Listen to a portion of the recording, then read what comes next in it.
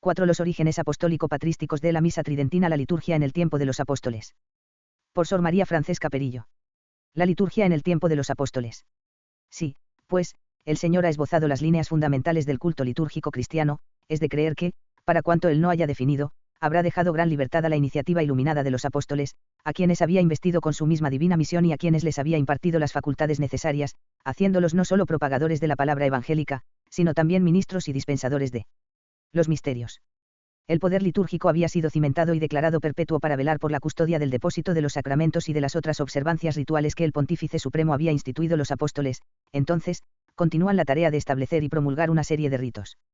Por eso es que el Concilio de Trento, tratando en su 22ª sesión de las augastas ceremonias del santo sacrificio de la misa, declara que hay que relacionar con la institución apostólica las bendiciones místicas, las velas encendidas, las incensaciones, las vestiduras sagradas, y en general todos los detalles aptos para revelar la majestuosidad de este gran acto, y para llevar el alma de los fieles a la contemplación de las cosas sublimes escondidas en este profundo misterio, por medio de estos signos visibles de religión y de piedad.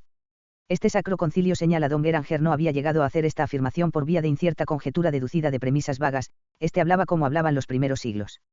Invocaba la tradición primitiva, o sea, apostólica, tal como la había invocado elocuentemente Tertuliano desde el siglo III. San Basilio también señala a la tradición apostólica como fuente de las mismas observancias, a las que añade, como ejemplo, las siguientes: el orar hacia el este, consagrar la Eucaristía en medio de una fórmula de invocación que no se encuentra registrada ni en San Pablo, ni en el Evangelio, bendecir el agua bautismal y el aceite de la unción, etc.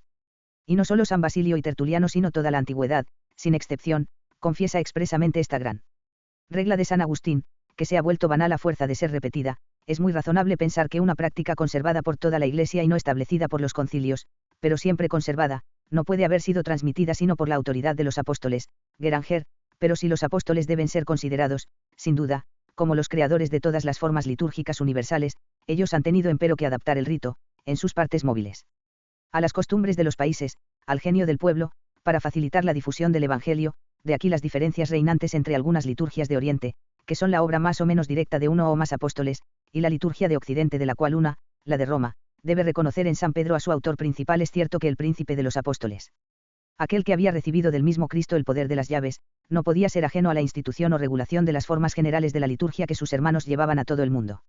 Desde el momento mismo en que admitimos su poder como cabeza, debemos admitir, en consecuencia, su influencia principal en esto como en todo lo demás, y reconocer, con San Isidoro, que se debe hacer remontar a San Pedro, como a fundador, todo orden litúrgico que se observa universalmente en toda la Iglesia.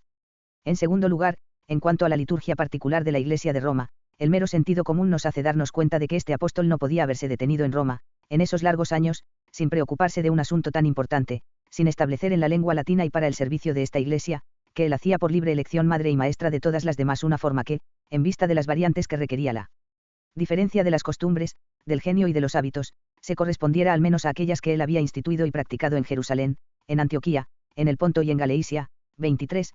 Béranger. Con todo, debemos tener en cuenta que la formación de la liturgia a través de los apóstoles se llevó a cabo de forma progresiva. San Pablo, en su primera carta a los Corintios, nos muestra a esta nueva Iglesia ya en posesión de los misterios del cuerpo y la sangre del Señor, sin merma de lo cual con las palabras, caetera cum venero disponam, demuestra querer dar disposiciones más precisas en cuanto a las cosas sacras. Este es el sentido que los santos doctores han dado constantemente a estas palabras que concluyen el pasaje de esta carta en la que se habla de la Eucaristía. San Jerónimo, en su comentario sucinto sobre este pasaje, se explaya así: caetera de ipsius mysterii sacramento.